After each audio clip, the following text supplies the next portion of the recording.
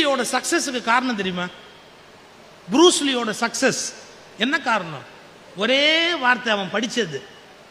அவன் ஒரு மாஸ்டர்கிட்ட போறாரு, ப்ரூஸ்லி ஒரு மாஸ்டர்கிட்ட போறாரு.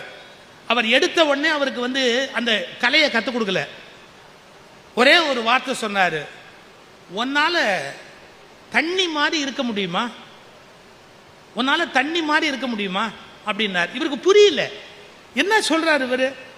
ஒரு மனுஷன் சண்டை போடணும், அடி வாங்கணும்னா எப்படி தண்ணி மாதிரி இருக்க முடியும்? வலிமையா இருந்தா தானே இந்த உலகத்துல சண்டை போட முடியும்.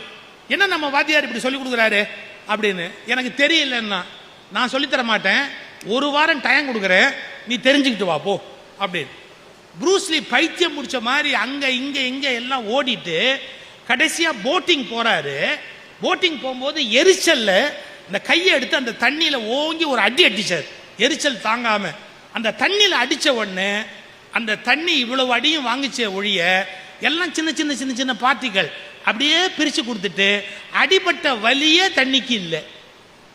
அப்பதான் யோசிச்சு பார்த்தான், ஆஹா நம்ம மாஸ்டர் சொன்ன விஷயம் என்ன அப்படின்னு கேட்டா, நான் கல்லு மாதிரி இருந்தா அடிச்சா வலிக்கும், ஆனா நான் தண்ணீர் மாதிரி மாறினாதான் எவ்வளவு அடிச்சாலும் எனக்கு வலிக்காது. இதை என் மாஸ்டர் கத்து கொடுத்துருக்கிறாரு. இது முக்கியம் இல்லை. ஒரு அருவி மேலேந்து விழும்போது பார்த்திருக்கியா, அது மேலேந்து விழுற தண்ணி பாறையை உருட்டும். கொஞ்சம் யோசிச்சு பாரு, தண்ணி பலம் இல்லாததுங்கிறான். எவ்வளவு பெரிய பாறை அது உருட்டி கீழே தள்ளும் தெரியுமா? அப்ப மேலேந்து விழும்போது ஒரு தண்ணீர் பலம் பெறுகிறது.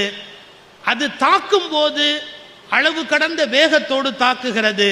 ஆனால் தாக்கப்படுகிற போது தன் மீது அந்த தாக்குதல் படாதபடி தன்னை லேசாக்கி கொள்ளுகிறது. ஒரு மிகச்சிறந்த குத்துச்சண்டை வீரன் தண்ணீரை போல் இருந்தால்தான் வெற்றி பெற முடியும் அப்படின்னு ப்ரூஸ்லி கண்டுபிடிச்சான். உலகத்தையே ஒரு கலக்கு கலக்கணும்.